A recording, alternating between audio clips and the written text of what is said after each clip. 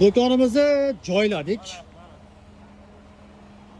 Do'kon вообще idealniy qilingan ekan, osti ham juda ham zo'r joylandi. Ozgina g'itir bo'ladi, bu sekin o'tiradi. 1-2 oy davomida.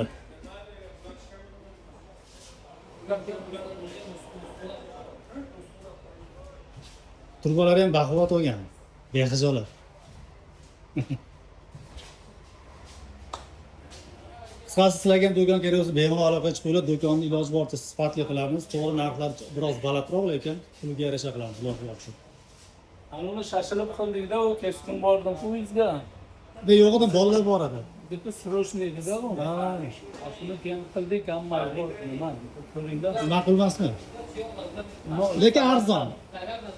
Arzon emas, u to'rga 3. Bu 6 ga 8 ga.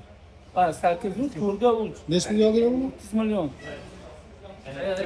Shoshilishda bo'ladi. Yaxshi tebriklarim bu Samarqanddagi u tebriklari bir qavat. Endi dogovorimizda shunaqa bo'ldi. Yaxshi chiqdi. Asosiy gap eshitdinglar.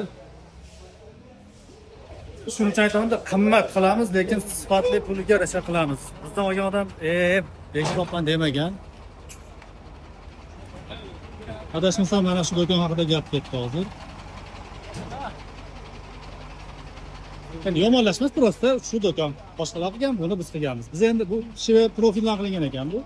Biz shivalar qilamiz asosini. Lekin iloji boricha do'kon olsanglar, kimdan olsanglar ham o'zinglar, bizdanmi, boshqadanmi o'zinglar qilasizlarmi? Fundamentini chiroyli qilinglar. Shunda do'kon chiroyli o'tiradi, eshiklari ham ochilib yopilganda muammo bo'lmaydi.